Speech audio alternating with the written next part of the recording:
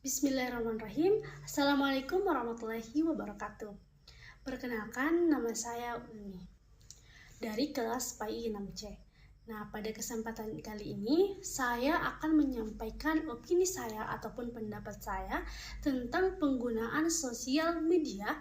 Namun saya akan lebih khususkan di kalangan remaja. Jadi penggunaan sosial media di kalangan remaja.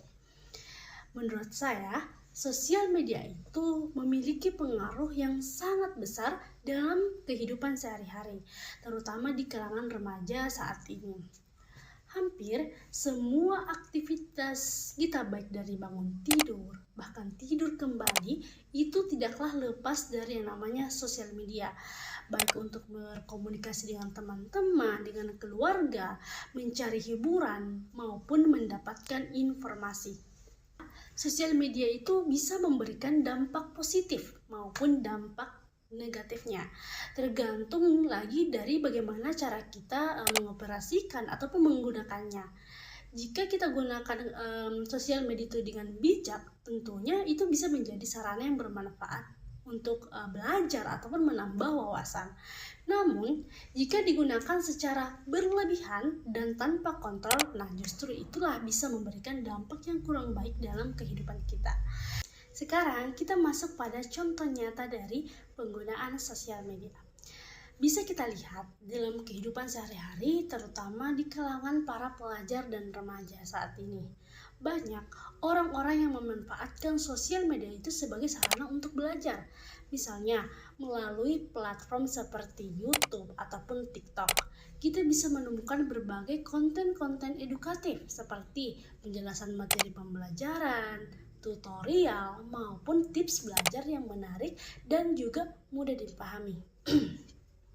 Hal ini tentu sangat-sangat membantu, apalagi ketika kita kesulitan memahami materi di sekolah.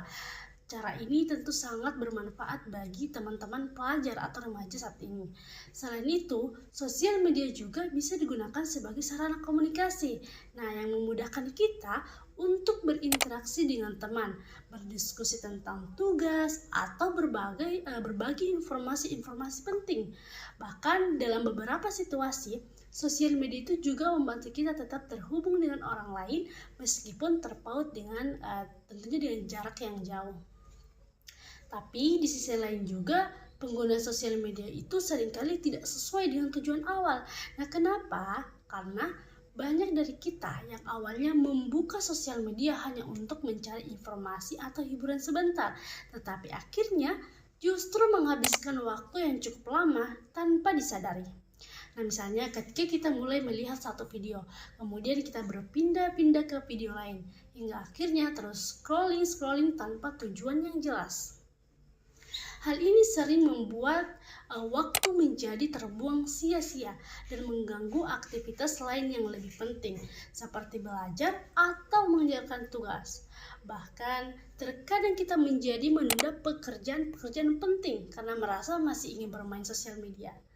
Saya sendiri juga pernah mengalami hal tersebut. Awalnya, saya hanya ingin membuka sosial media untuk melihat informasi-informasi terbaru atau sekedar refreshing. Tetapi, tanpa sadar, waktu yang saya habiskan menjadi cukup dan bahkan sangat lama.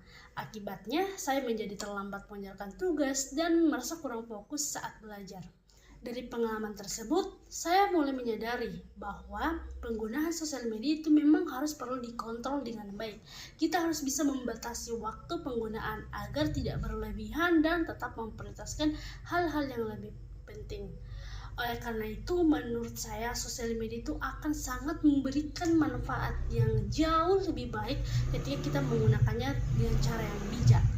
Tapi juga bisa berdampak sangat-sangat negatif jika digunakan secara berlebihan tanpa kontrol diri. Berdasarkan penjelasan yang telah saya sampaikan, dapat disimpulkan bahwa media memiliki dampak yang sangat besar dalam kehidupan kita, baik itu secara positif maupun secara negatif. Oleh karena itu, kita sebagai pengguna sosial media harus bijak dalam memanfaatkan sosial media agar memberikan manfaat, bukan justru merugikan diri sendiri. Saya berharap kita semua dapat menggunakan sosial media dengan cara yang lebih baik lagi, terutama dalam mendukung kegiatan belajar dan pengembangan diri kita. Itulah demikian pendapat yang dapat saya sampaikan terkait dengan penggunaan sosial media di kalangan para remaja. Terima kasih atas perhatiannya. Assalamualaikum warahmatullahi wabarakatuh.